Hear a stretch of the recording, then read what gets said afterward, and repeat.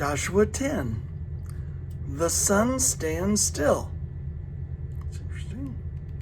The sun stands still. Now Adoni-Zedek, king of Jerusalem, heard that Joshua had taken Ai and totally destroyed it, doing to Ai and its king as he had done to Jericho and its king. And the people of Gibeon had made a treaty of peace with Israel and had become their allies. He and his people were very much alarmed at this, because Gibeon was an important city, like one of the royal cities. It was larger than Ai. Only we can keep saying that word. Ai. It was larger than Ai, and all its men were good fighters. So Adoni-Zedek, king of Jerusalem, appealed to Hoham, king of Hebron, Piram, king of Jarmuth, Japhia, king of Lachish, and Debir, king of Eglon. Come up and help me attack Gibeon, he said, because it has made peace with Joshua and the Israelites. Then the 5 kings of the Amorites, the kings of Jerusalem, Hebron, Jarmuth, Lachish, and Eglon, joined forces. They moved up with all their troops and took up position against Gibeon and attacked it. The Gibeonites then sent word to Joshua in the camp at Gilgal, "Do not abandon your servants. Come up to us quickly and save us. Help us, because all the Amorite kings from the hill country have joined forces against us." So Joshua marched up from Gilgal with his entire army, including all the best fighting men. The Lord said to Joshua, "Do not be afraid of them. I have given them into your hand. Not one of them will be able to withstand you." After an all-night march from Gilgal, Joshua took them by surprise. The Lord threw them into confusion before Israel, so Joshua and the Israelites defeated them completely at Gibeon.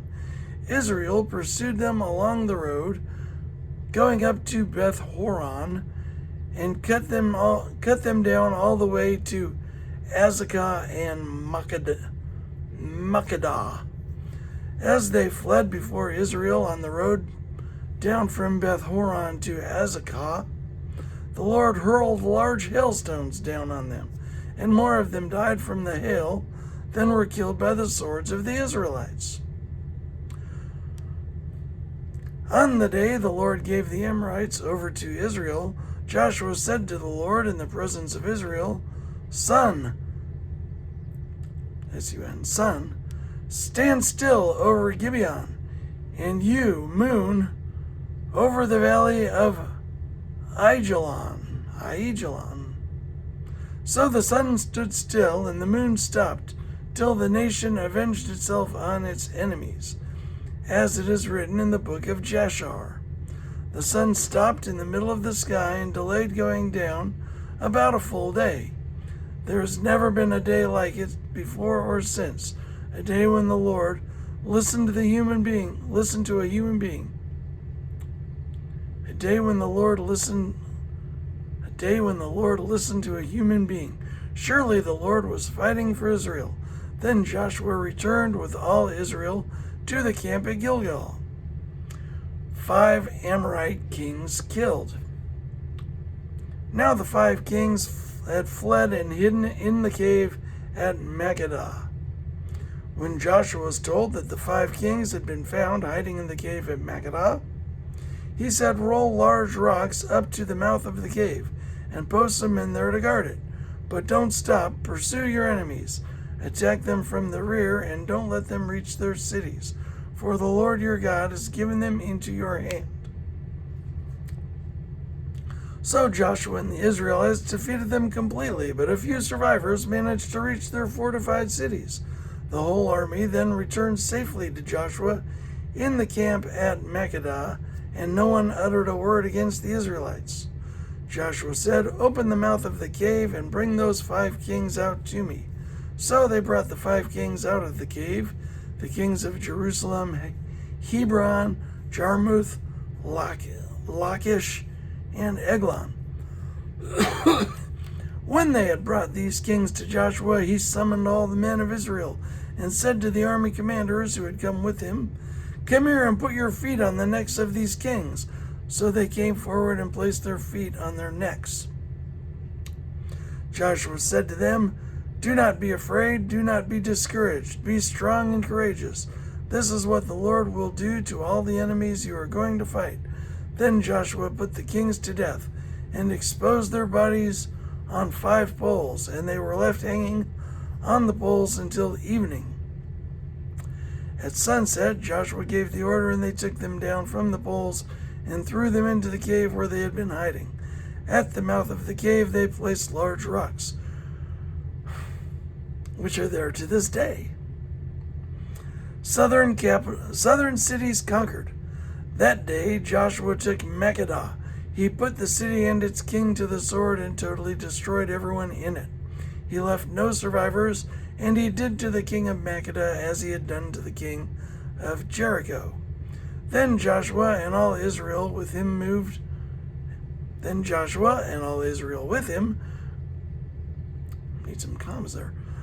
on from Makkedah to Libnah and attacked it.